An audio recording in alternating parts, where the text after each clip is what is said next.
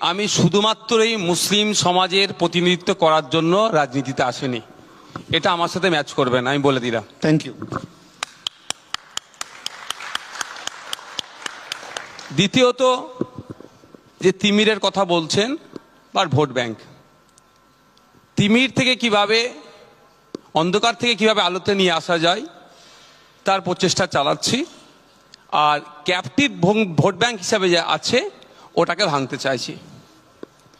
তবে একটা কথা, আজকে সংখ্যালঘু মুসলমানদের নিয়ে চর্চা হচ্ছে, আমি আশা রাখবো আগামী দিনে এই ধরনের চর্চা এসটি সমাজের মানুষদের নিয়ে হোক, এসসি সমাজের মানুষদের নিয়ে হোক। আর অনুরোধ করবো অন্তত আমাকেও সেখানে যেন আমন্ত্রণ জানানো হয়। নিশ্চিতভাবে ডাকবো। কারণ আমি দেখেছি বিগত 3 বছর, 3টে অর্থবর্ষে পশ্চিমবঙ্গ বিধানসভার যে বাজেট পেশ হয়, এসটি এসসি সমাজের ছেলে মেয়েদের জন্য হোস্টেলের সংখ্যা শুধু কপি পেস্ট করেছে। এখন অনলাইনে বাজেটের সম্ভবত বই দিয়ে দিচ্ছে, দেখতে পাবেন।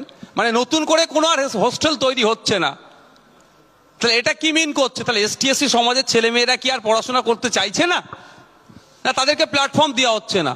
যাক, ওইদিকে আমি যাচ্ছি না, আগামী দিনে এগুলো নিয়েও চর্চা হওয়া দরকার। এখন প্রশ্ন হচ্ছে, আমাদের মুশাররফ বাবু বললেন স্কলারশিপের সংখ্যা, আমরা চাইছি কোয়ালিটি, আর মুশাররফ বাবুরা প্রোভাইড করছে কোয়ান্টিটি। একটা সময় ছিল স্কলারশিপ 6,000 টাকা, 8,000 টাকা, 14,400। আজকের ডেটে 1,000 টাকা স্কলারশিপ। 1,000 টাকা স্কলারশিপে যদি হিসাব করে দেখা যায় পার ডে 3 টাকার কাছাকাছি হচ্ছে। সেটা নিয়ে সেই গরিব, আর্থিকভাবে দুর্বল ছেলেটি কি করবে? এখানে আমি সহমত নয়। আমরা মনে করি রমজান মাসে হিজাব পরে ইফতার করলে বা ইফতারের সন্ধ্যাবেলা এক জায়গায় বসে একটা ইফতারের পার্টি দিলে একটা সমাজের অগ্রগতি হয় না। আমরা মনে করি যদি কোনো সমাজকে অগ্রগতির দিকে নিয়ে যেতে হয়, তাহলে সর্বপ্রথম আলিয়া ইউনিভার্সিটির সর্বোচ্চ বডিতে, যাকে মমতা ব্যানার্জি বলেছে নটোরিয়াস ক্রিমিনাল, তাকে না বসিয়ে তৃণমূলের আইপিএস আছে, প্রফেসর আছে, মাস্টার আছে, টিচার আছে, যে সমস্ত বিধায়করা, তাদেরকে ওই পদে বসানো দরকার। আমরা এটা চাই। কিন্তু দুর্ভাগ্য আমাদের রেকগনাইজ করে না শিক্ষিত মুসলমানদের। আমি শুধুমাত্রই মুসলিম সমাজের প্রতিনিধিত্ব করার জন্য রাজনীতিতে আসেনি। এটা আমার সাথে ম্যাচ করবে না, আমি বলে দিলাম। Thank you.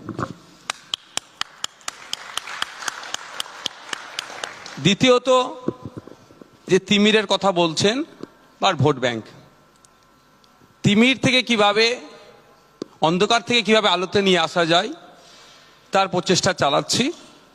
R captive vote bank হিসাবে যে আছে ওটাকে ভাঙতে চাইছি। তবে একটা কথা, আজকে সংখ্যালঘু মুসলমানদের নিয়ে চর্চা হচ্ছে, আমি আশা রাখবো আগামী দিনে এই ধরনের চর্চা এসটি সমাজের মানুষদের নিয়ে হোক, এসসি সমাজের মানুষদের নিয়ে হোক। আর অনুরোধ করবো অন্তত আমাকেও সেখানে যেন আমন্ত্রণ জানানো হয়। নিশ্চিতভাবে ডাকবো। কারণ আমি দেখেছি বিগত 3 বছর, 3টে অর্থবর্ষে পশ্চিমবঙ্গ বিধানসভার যে বাজেট পেশ হয়, এসটি এসসি সমাজের ছেলে মেয়েদের জন্য হোস্টেলের সংখ্যা শুধু কপি পেস্ট করেছে। এখন অনলাইনে বাজেটের সম্ভবত বই দিয়ে দিচ্ছে, দেখতে পাবেন। মানে নতুন করে কোনো আর হোস্টেল তৈরি হচ্ছে না। তাহলে এটা কি মিন করছে? তাহলে এসটি এসসি সমাজের ছেলে মেয়েরা কি আর পড়াশোনা করতে চাইছে না? না, তাদেরকে প্ল্যাটফর্ম দেওয়া হচ্ছে না? যাক, ওইদিকে আমি যাচ্ছি না, আগামী দিনে এগুলো নিয়েও চর্চা হওয়া দরকার। এখন প্রশ্ন হচ্ছে, আমাদের মুশাররফ বাবু বললেন স্কলারশিপের সংখ্যা, আমরা চাইছি কোয়ালিটি, আর মুশাররফ বাবুরা প্রোভাইড করছে কোয়ান্টিটি। একটা সময় ছিল স্কলারশিপ 6,000 টাকা, 8,000 টাকা, 14,400। আজকের ডেটে 1,000 টাকা স্কলারশিপ। 1,000 টাকা স্কলারশিপে যদি হিসাব করে দেখা যায় পার ডে 3 টাকার কাছাকাছি হচ্ছে।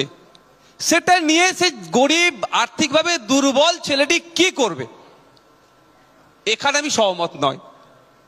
আমরা মনে করি রমজান মাসে হিজাব পরে ইফতার করলে বা ইফতারের সন্ধ্যাবেলা এক জায়গায় বসে একটা ইফতারের পার্টি দিলে একটা সমাজের অগ্রগতি হয় না।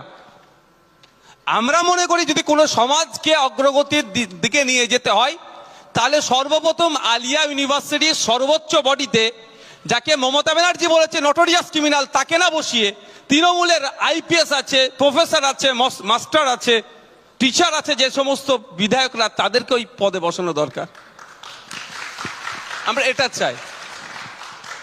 কিন্তু দুর্ভাগ্য আমাদের রেকগনাইজ করে না শিক্ষিত মুসলমানদের।